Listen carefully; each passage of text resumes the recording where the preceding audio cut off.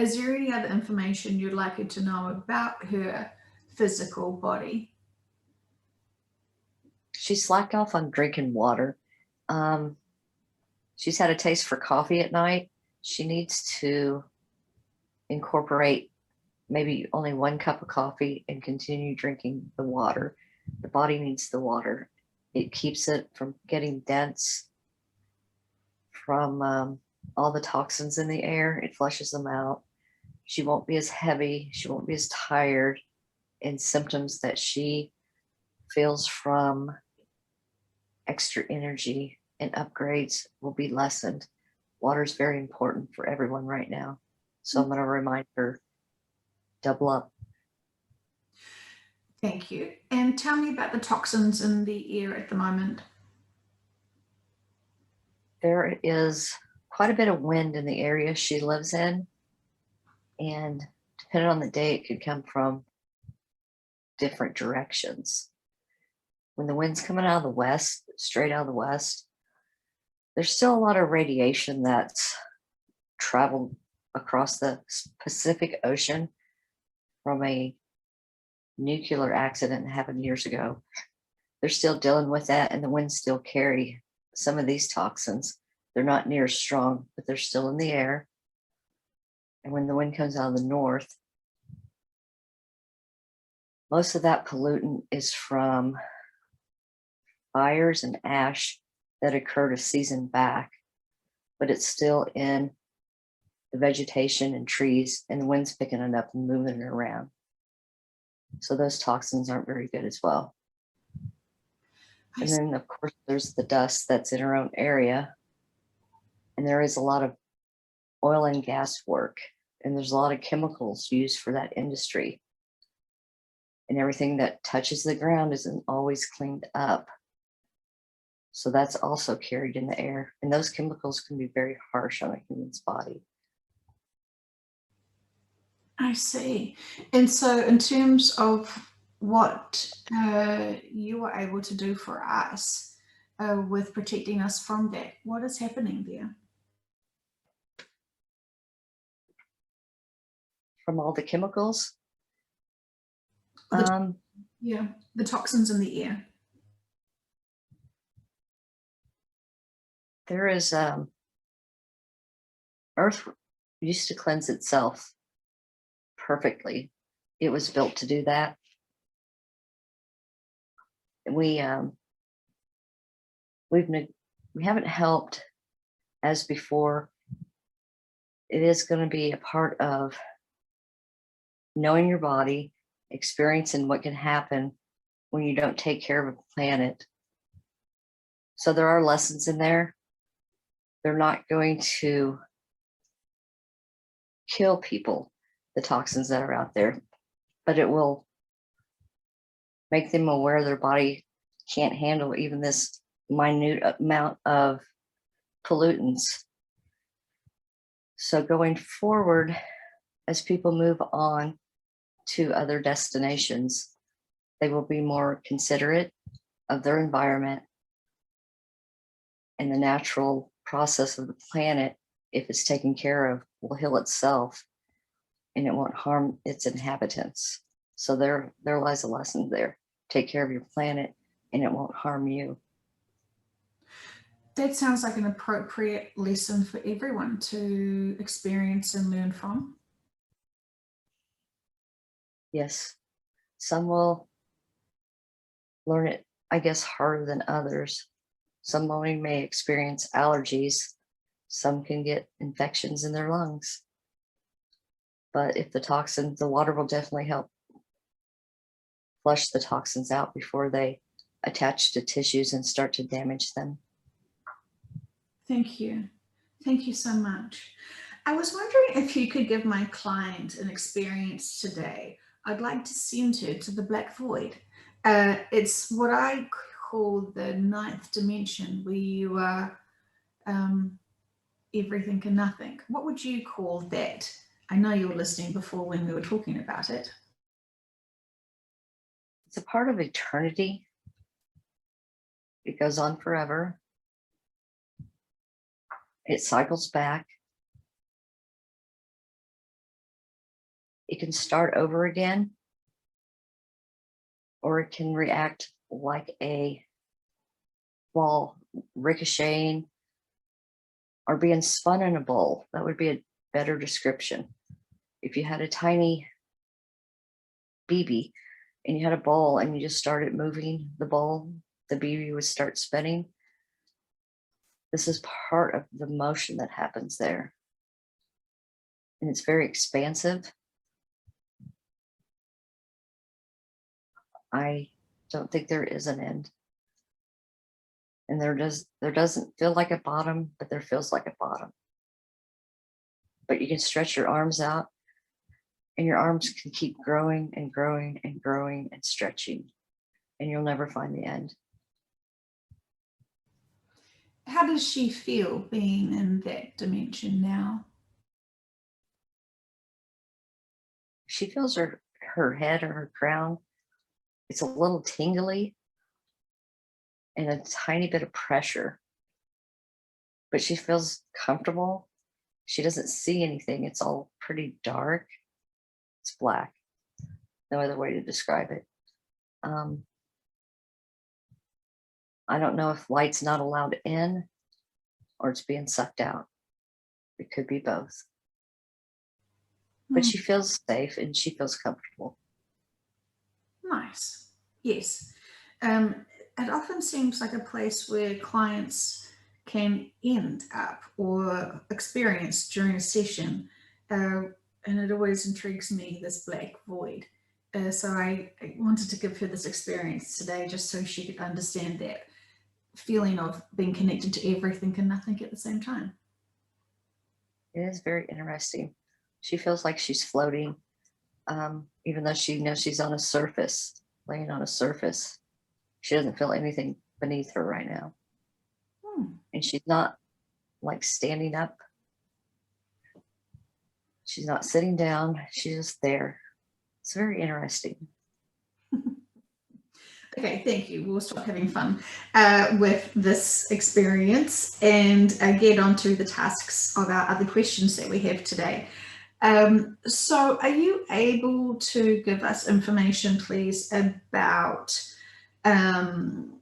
how humanity is going and what messages Ashtar could have for humanity today, please?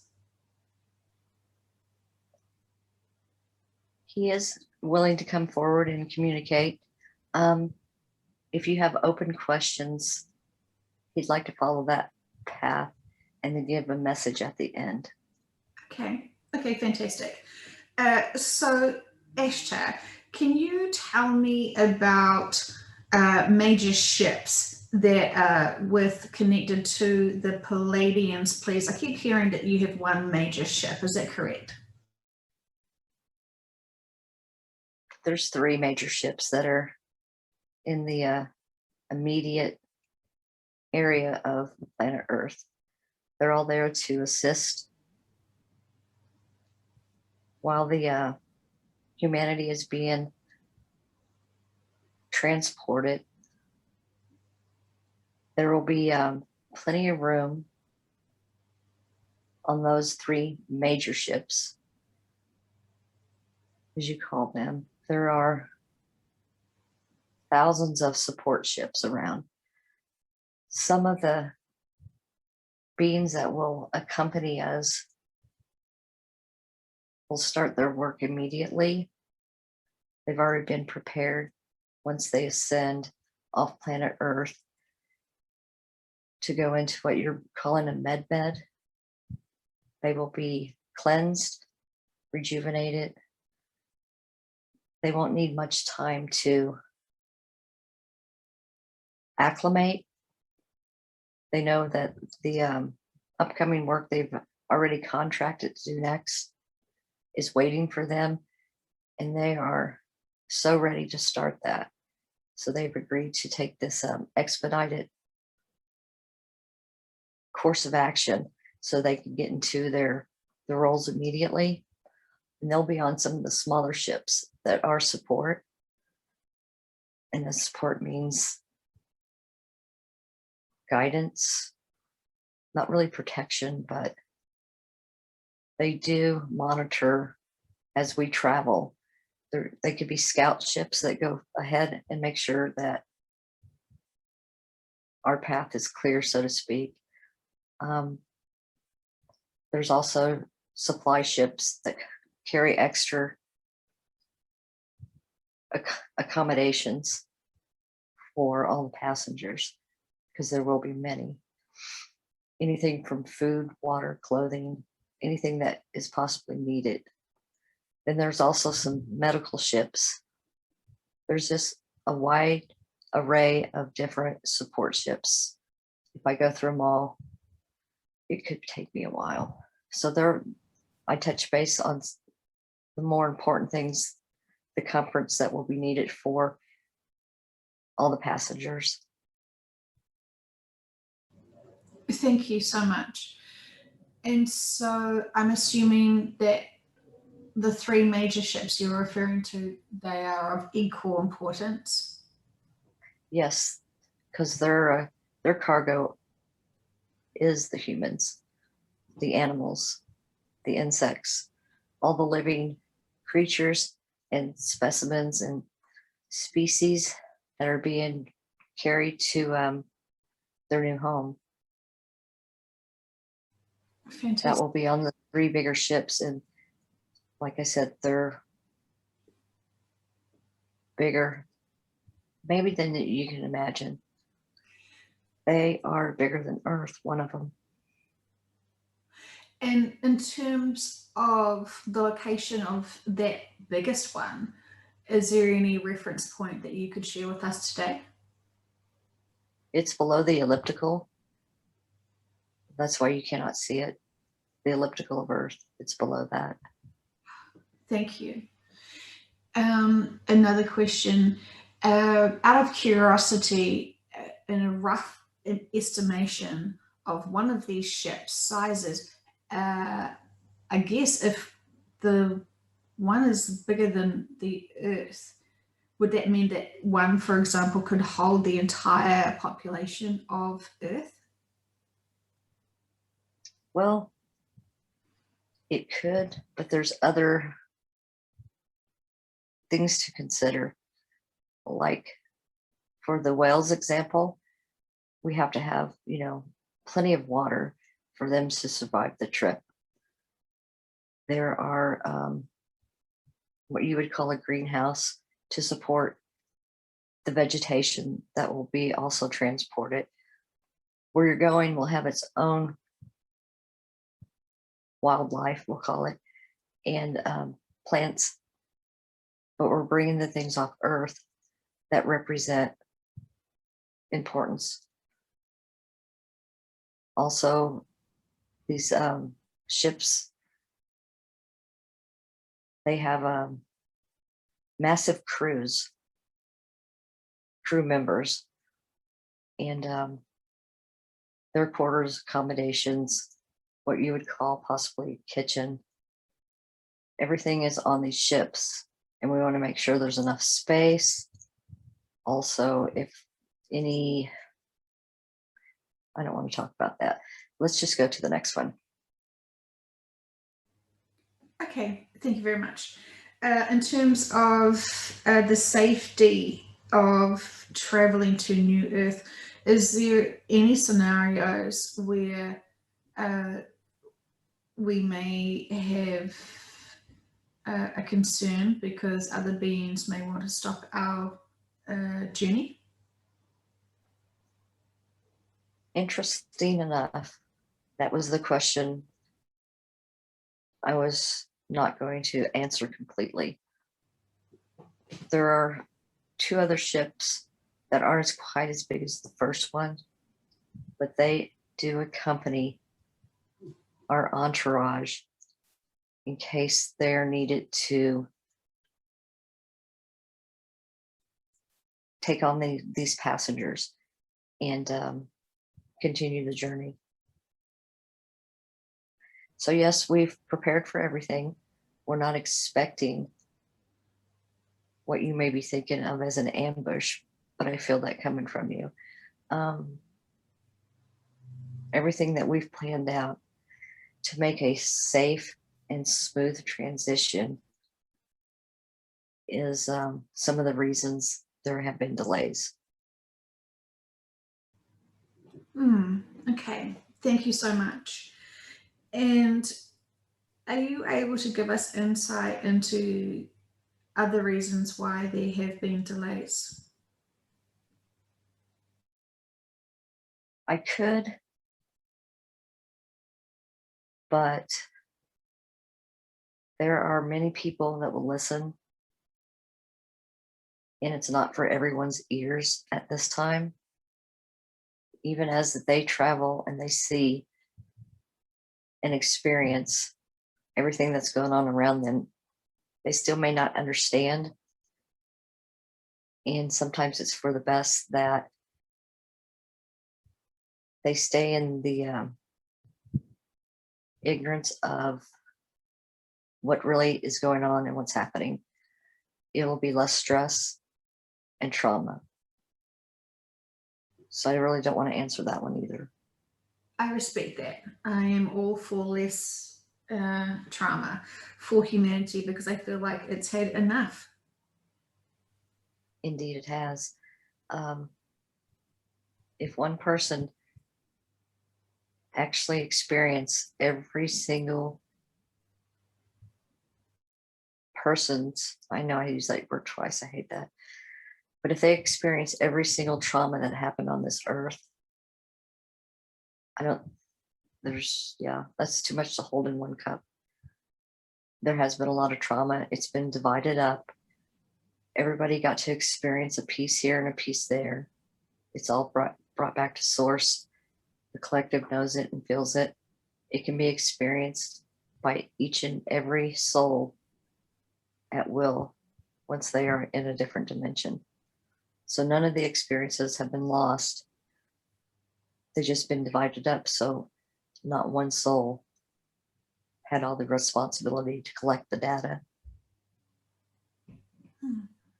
Thank you very much. And in terms of your relationships with other species, does all species respect you and your Palladian team? They definitely do. I know it might not seem that way to other species, but I know I have the respect. I've had many conversations with many different species, and I have a very high command, and so I'm respected greatly. They can trust my word. I play fair. It's very just, and we do it in a loving way. Well, thank you very much for your service to help humanity be able to have this experience in the safety of the evacuation. I'm curious to know so much. What would you like us to view the Draconians from our perspective? When you speak about trust, that species likes to offer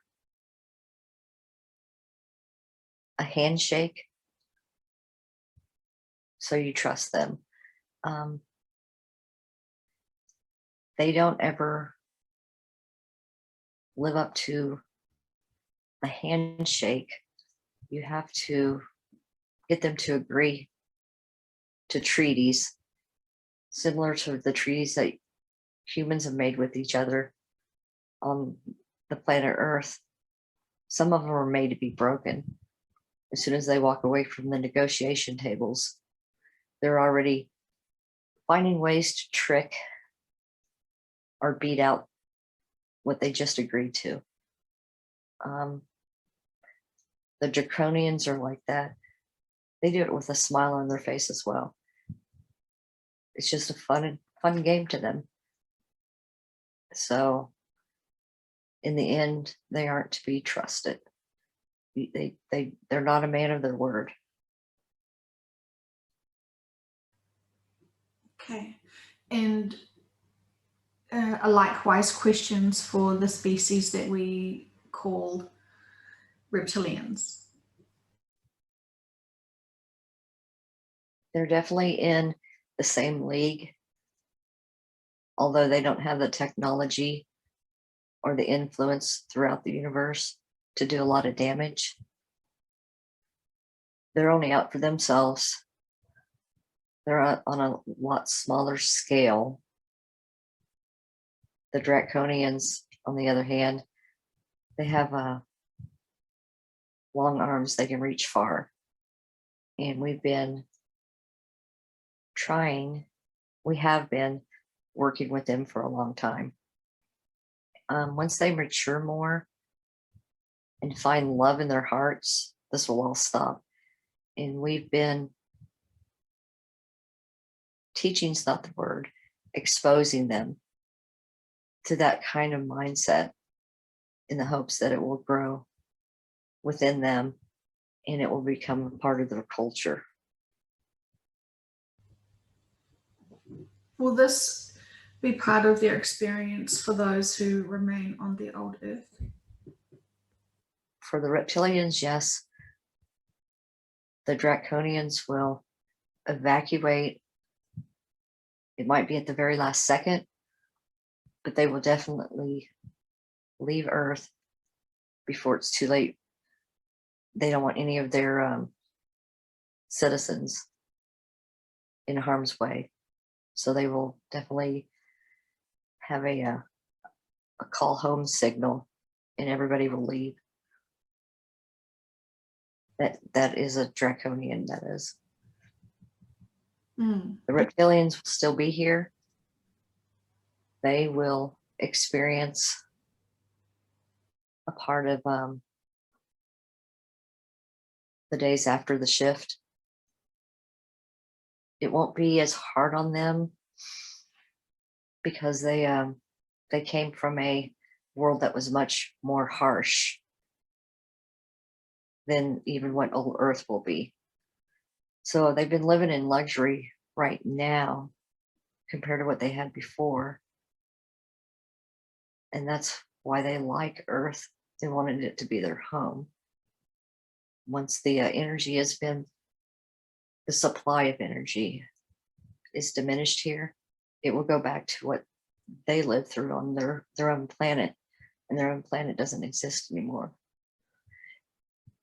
They will not be in hiding as much because the human population won't be a threat to them because there's not as many. They will encounter each other. The humans with the open mind that do not live in fear will befriend some of the reptilians. They actually can help each other and share knowledge, survival skills. The exposure of compassion that humans have will actually help the reptilians. It won't happen very fast for them, and the energy that's left on Earth, that's not a lot to allow the growth, but they still will be exposed as well to compassion and love. Fantastic. Is there anything else you would like us to know about the old Earth Ashtar? The trials and tribulations are only fit for a warrior to face. Everyone will have to have their bravest suit on. There's no time. I don't want to use this word, but there's no time for crybabies. Everybody has to pull up their bootstraps, square their shoulders, and walk with a purpose. And they know their purpose. They will all feel it. Their spiritual teams will still be there to help them and guide them. They'll be assisted along the way, even though our mission won't be around this planet. it'll be shooting off somewhere else into space. There will be a few of our own ships that are left out there for monitoring and protection. They will buffer the Earth with as much energy as possible, but it's nothing like anyone's been used to. It'll be on such a smaller scale, but it's enough to help humanity that's left grow and get the messages that their spiritual team needs to get through to them. So the support is still there and they will not be alone. Thank you. And so just to clarify, the people that are staying on the old Earth are volunteers to be enlisted, in terms that this is obviously contractual. It's been both ways. Some volunteered because they know the importance of the success of the entire mission from beginning to end. It looks like some were enlisted, but ultimately they did agree to the contract. They were asked and they agreed. So we could view that as an enlistment. Those are the ones that possibly knew they had family members staying behind. And so they agreed to stay along with them. There were some volunteers that did this for the same reason. I wouldn't call it selfish because they're still helping humanity. But when the contracts changed, and it hasn't been that long, the ones that they all had their own agendas. And it was mainly to help people that they would do that were close to them that didn't have the opportunity to go with the first shift. Because there'll be another shift and possibly two after that until the whole thing is phased out here. So the initial and 3 shifts after that. And the whole process, because I know you want to know, may take probably 26 Earth months, 26 times that you'll see the full moon. That's what I'm seeing. Okay, that's interesting. Thank you so much. We kind of already were aware that it was around 2 years from the first shift until the completion of the Earth's existence. Is that what you're referring to? Yeah. Solar Gaia, it will take some time for her whole process to be completed. And that's what we're predicting, because the planet's really never done this before, to where we had to assist the leaving of one vessel and entering another. So while that is happening, the humans that are left on old Earth, the original ones that already contracted before they incarnated here, they knew they were staying. They knew they were support, or they wanted to witness and I guess record the experience, so to speak. Some were here when this planet was created. They helped co-create it. So basically they gave birth to it and they wanted to be here for the ending as well. Full circle for them. There's 100 different reasons contracts were written, but the newer ones mainly focus on personal relationships that were anchored here. Some beings still had attachments and they weren't ready to leave them. So they agreed to stay, or when asked to stay, they said yes.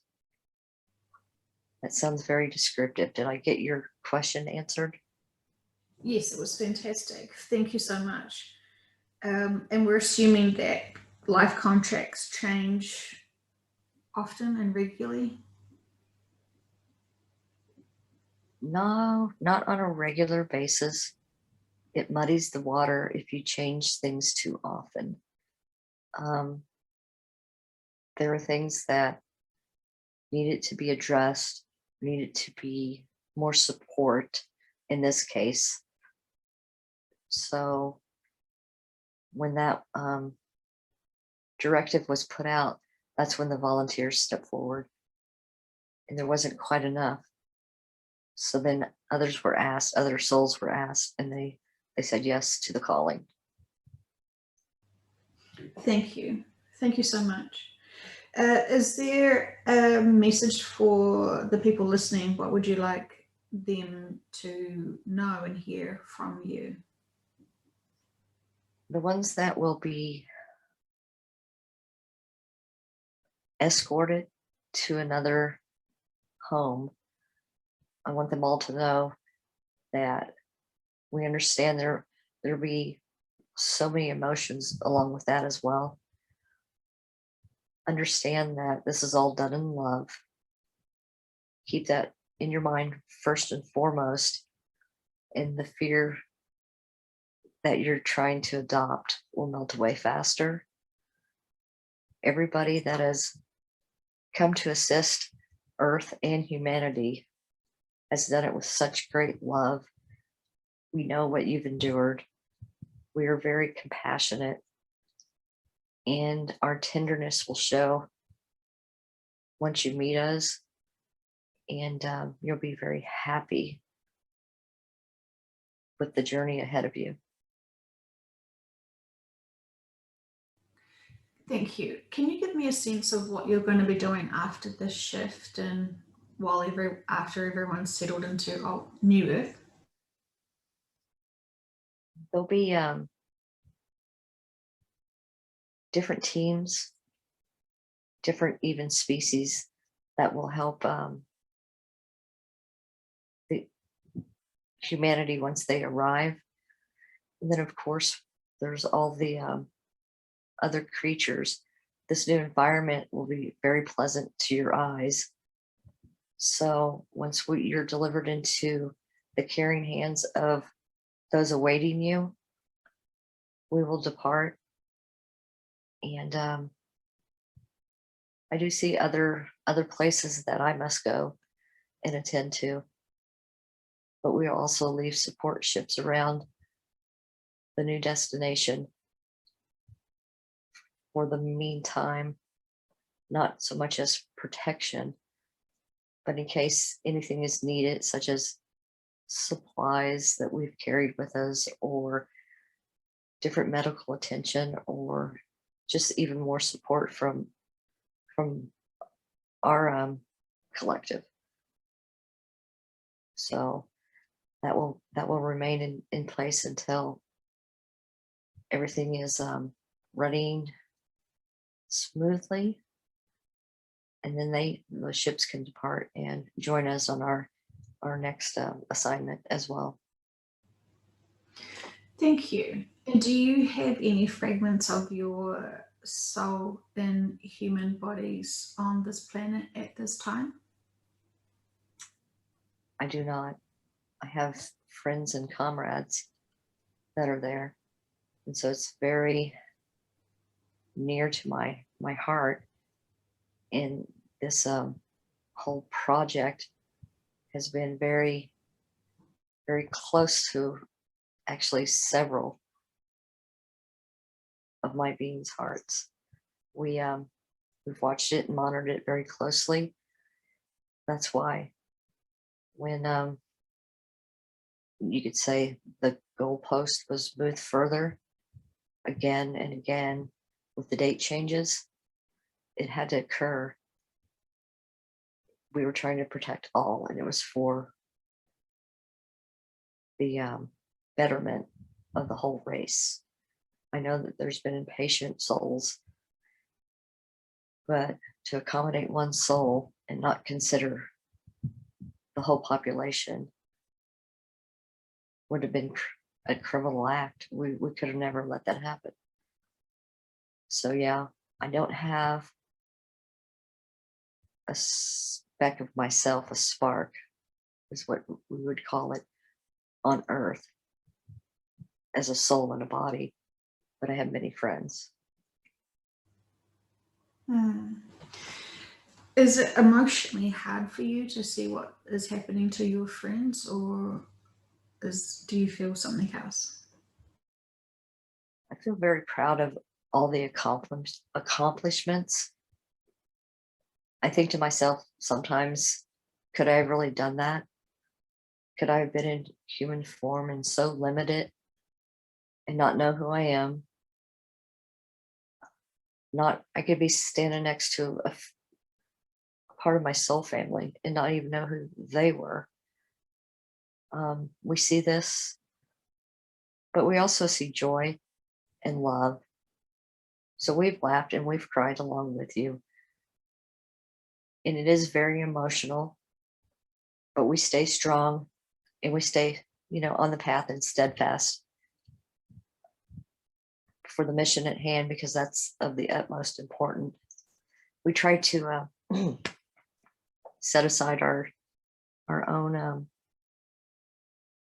concerns, personal concerns, and only concentrate on the betterment of all. So what do you do for your downtime when you're not actually working? At the current pace, there hasn't been much of that.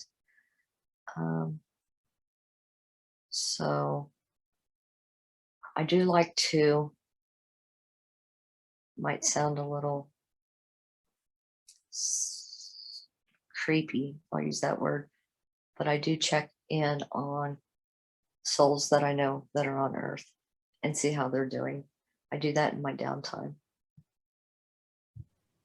Doesn't sound creepy. It sounds lovely and supportive. And I think everyone who gets your support would always appreciate that. So thank you so much for that. Can you tell us some of the things that you find the most entertaining and amusing that we do that? I love to watch people dance. It's freaking hilarious how they can move their body and their limbs. And oh my God, that is the best thing ever, is to watch people dance. Love it. Okay. Okay. So, well, that's, it's good to know. That's very good to know. Okay. So is there any other final messages that you would like us to know from you today? Yes, everybody is so important and everybody's role is so important. I just can't impress on you enough what love and sharing love and showing love means to us to watch, and it should mean a lot to you to feel it and to give it and receive it. So continue your missions and your goals in love. You're doing a tremendous job, and we're also very, very proud of you. So thank you, thank you. Well, thank you very much for all your support, for all the people that you are close to, and to help us. I understand, well, I have actually no real big comprehension of what your daily life looks like, but I honour you profoundly for all the services that you do for all of us. You are so welcome, and we appreciate everything you've done as well. We've visited before, you and I, if we get the chance, and I hope we do, once the evacuation occurs. I hope that we can meet in the physical way and have a chat. That would be awesome for me. I'll practice some dancing moves. Maybe you could teach me. Awesome. Okay. Yes, I will be your backup dancer. That will be fantastic. I will look forward to that. So thank you, thank you, thank you. You're so welcome. And thank you for connecting and asking me in. Oh, you're welcome. You're welcome. And so we'll ask Karen's higher self to return now as we ask Ashtar to recede with much love. I am back. Thank you so much. I'm curious to know about the planet that Karen was seeing in her night sky. What would you like her to know about the significance of that? Was this last night? Yes, that is correct. She was observing at first Ursa Major, which is the Big Dipper. And compared to last season, or I should say last year at this time, it was in a different place. Last night, it was directly above in the sky. And she does know from historic observations that the Big Dipper is generally in the northwest, maybe at 60 degrees. So to her, she's very curious on why the Earth is still tilted. Otherwise, the Big Dipper wouldn't have been above her head. It would have been more straight in front of her. Once she saw that, she went out later again to see how much it moved, but then she noticed a different constellation, and that was the Draco constellation. And she felt a little, not really shiver, but it was like, I didn't know that was going to be directly above my head either, she was thinking to herself. It has a very, it forms like a cone almost, and it looks like a dragon head, the constellation itself. So in the night sky, it looks kind of ominous. So she was just curious about, because she hasn't seen it in years. She used to study the stars when she first moved here to see what was in her night sky. But she hasn't seen it, probably because she hasn't been up at that hour. So it was like 3:30 in the morning when she was observing it this morning, I should say, and not last time. But it made her think of the creature, the Draconians, as well it should have. So that was the significance with that, what she saw. And in terms of her wondering why the Earth is still tilted, what can you tell her about that?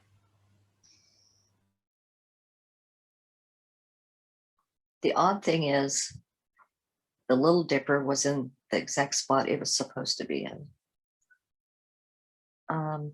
There might have been a little lifting of the veil that she recognized that this constellation was out of place. Oh. It wasn't really the Earth being tilted, but when things don't move in the sky properly, it's almost like the template wasn't placed down properly, and it shows these constellations out of place. And only people that have observed them for years and know where they should be would recognize that. Because I do recall in another session you told her to be looking up at the sky and noticing differences. That is definitely a difference. The moon was maybe 80% last night full, so it did dim out a lot of the stars for her. But those constellations that she's seen are easy to pick up.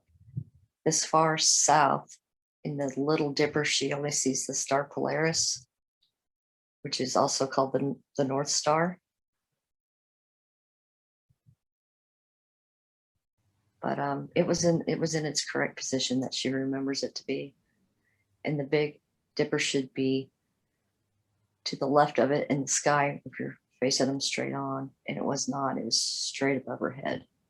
So she knew it was obviously out of place. And the significance of her noticing that was? There are signs, of course, to watch for. I know that we've given her some before, but that one definitely is part of lifting of the veil. Things that you think are stationary in the sky, they're not always what they seem to be. It's very unusual that it would be that far off from what I'm viewing, but it was a lot off, and it was very obvious to her that it was in the wrong place. So the significance, keep watching. She needs to visit the night sky more often and pick up on these little subtle signs that are being placed in front of her and others. Others can see them as well too. I know there's sky maps that can be viewed and studied.